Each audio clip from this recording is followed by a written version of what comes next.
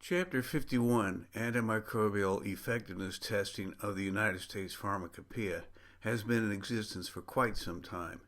In fact, it was previously known as the Preservative Effectiveness Test.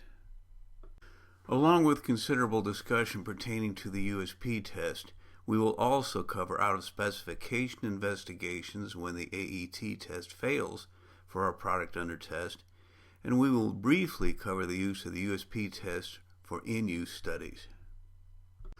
What is accomplished with this chapter is to examine antimicrobial effectiveness to ensure that the minimal required efficacy against microorganisms exists at levels of antimicrobial agents which are not in and of themselves toxic to humans. Because the chapter is written such that original unopened containers are required, it cannot be considered to be an in-use test directly. Some less than scrupulous manufacturers might be inclined to use an antimicrobial preservative to make up for inadequate microbial control. You cannot correct for faulty GMP by adding such agents to correct for sloppiness. A properly configured multi-use container should be designed to minimize the likelihood of microbial contamination. Most multi-use pharmaceutical products also require a preservative antimicrobial agent. What this means is how many USP monographs include a requirement for Chapter 51 testing. There used to be a number of USP monographs that included Chapter 51 as part of the testing requirements. These have been weeded out over time. Chapter 51, of course, has a number below 1,000, which means, according to the USP, that it is an enforceable chapter. Enforceable chapters are made so because they are referenced from within USP monographs. So, if there are no USP monograph references to this chapter, where else can I find in USP something that would make this chapter enforceable? Many USP scientific liaisons are introduced to general notices and requirements by their supervisors. It is almost considered to be a rite of passage, but it really does contain a lot of useful information. We will be covering these topics in order. There are many classes of preservatives, antimicrobial agents, available. Additional useful information can be found in USP Chapter 1072, Disinfectants and Antiseptics. Some ophthalmic products used to contain mercurials. These included a number of contact lens disinfectant products. To a large degree, these have been replaced with non-mercurial antimicrobial agents. Virtually every component of a microorganism can serve as a target for an antimicrobial agent. In Jurassic Park, there was a statement from the chaos expert along the lines of, "Life will find a way."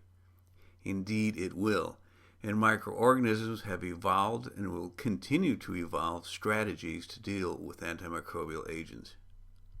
Antimicrobial preservatives are substances that are added to non-sterile dosage forms in order to protect them from microbiological growth or to protect them from microorganisms that are introduced by accident during usage.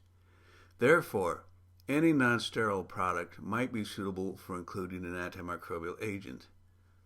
Also, sterile multi-use containers are generally required to have an antimicrobial agent. However, there have been some recent multi-use containers designed for sterile products. These are designed such that microbial contamination of the product within the container is prevented. Categories 1 and 2 have more stringent requirements than Categories 3 and 4. Categories 3 and 4 are for oral products and liquid antacids. Note that none of the categories are for non-aqueous products. A fair question is, why are the aqueous antacid products included in the product category with the least stringent requirements for passage, as you will see later? It turns out that such products tend to inactivate the antimicrobial agent over time, and given that a USP test is applicable throughout shelf life, many such products would fail the test. Antimicrobial agents wouldn't be very useful if they were not toxic to microorganisms. The risk, however, is that they might also have some toxicity to humans. Therefore, what is accomplished with this chapter is to examine antimicrobial effectiveness to ensure that the minimum required efficacy against microorganisms exists at levels of antimicrobial agents which are not, in and of themselves, toxic to humans. There is no way of knowing what sorts of microorganisms could pose a threat to a product over time and in the myriad of possible locations it could be used in. Therefore, a range of microorganisms is included spanning gram-positive and negatives along with 2 fungal species. This chart shows in highly simplified form the basics of performing the USP Antimicrobial Effectiveness Test. From time to time, people have considered adding all of the test species into the same container to be tested. This is not the proper approach because you then set up more of an experiment in microbial population interactions than a straightforward demonstration of antimicrobial efficacy. For products in categories 1 through 3, 10 to the 5th to 10 to the 6th CFU per mil are required. Category products require 10 to the 3 to 10 to the 4 CFU per mil. Here are the criteria that must be satisfied for each product category to pass the test.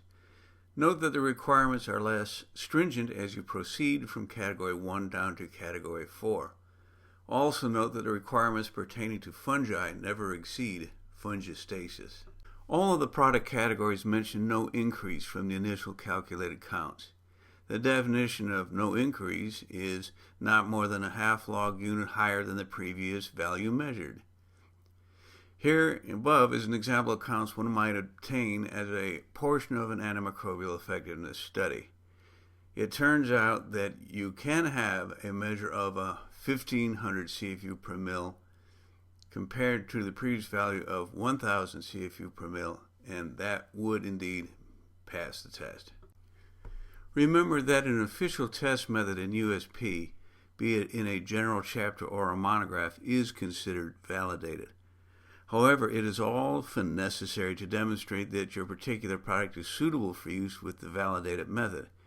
Given that USP microbiological testing is growth-based, it is necessary to demonstrate that test microorganisms can grow in the presence of your product following sufficient neutralization of the antimicrobial agent or agents. I know of a circumstance where a polymeric antimicrobial agent was used in an ophthalmic product.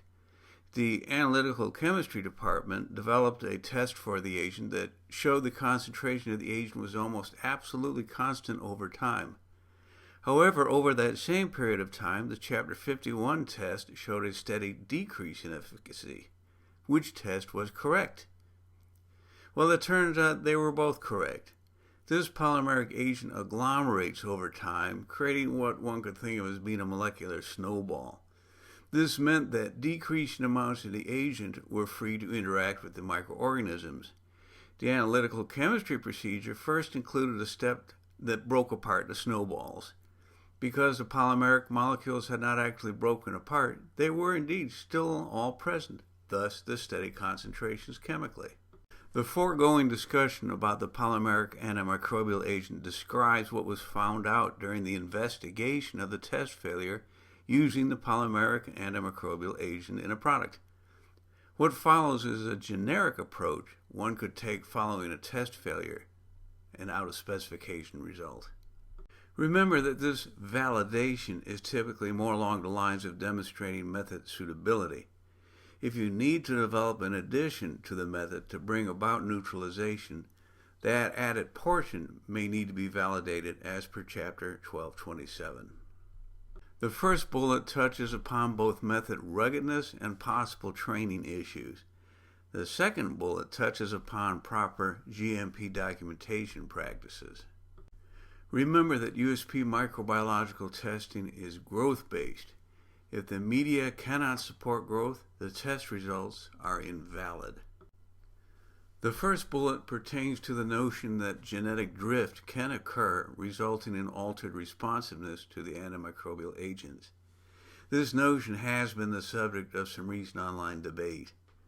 The general concern, again, pertains to the ability of the microorganisms to grow. Of particular interest in this list is the final bullet. Many people have asked about what constitutes the initial concentration. It is important to note that it is from the inoculum prior to addition to the product. Some have thought that it should come from a sample of product immediately after addition of the inoculum. This is ill-advised given the speed with which some antimicrobial agents can act. These bullets pertain in general to good GMP, and environmental monitoring is mentioned. Remember the previous discussion pertaining to the interplay of stability, analytical chemistry, and microbiology? Typically, one would expect the analytical chemistry and microbiology results to support each other, but surprises can be lurking. Clearly, Chapter 51 is a lab-based test, and products under test are not kept in the typical user's location. Can Chapter 51 testing be applicable to in-use testing? The chapter does provide for testing of products supplied in containers that are non-amenable to the test procedure. In such cases, 5 sterile capped bacteriological containers inert to the product may be used. This article directly addresses the possible use of a number of lab-based tests to evaluate in-use conditions. Unlike chapters 61, 62, 71, 85, and 1111, the Antimicrobial Effectiveness Test is not harmonized with the EP and JP. This stems from the fact that USP will not make a test official that will cause safely marketed products in the U.S. to become misbranded and adulterated due to failure to meet the test requirements. Back in the 1990s, a lot of work went into attempting to harmonize. The BP test passage requirements were more stringent pertaining to fungal species, and certain U.S. products could not meet the BP requirements. Thus, the test was never harmonized. There are, of course, many more types of antimicrobial agents to choose from. You would need to read the article for a discussion of what the in-use conditions tested were. The use of rapid microbiological methods has been the subject of considerable interest within industry and the compendia. Some of these methods are growth-based, others based upon biochemical capabilities, and still others based upon nucleic acid technologies.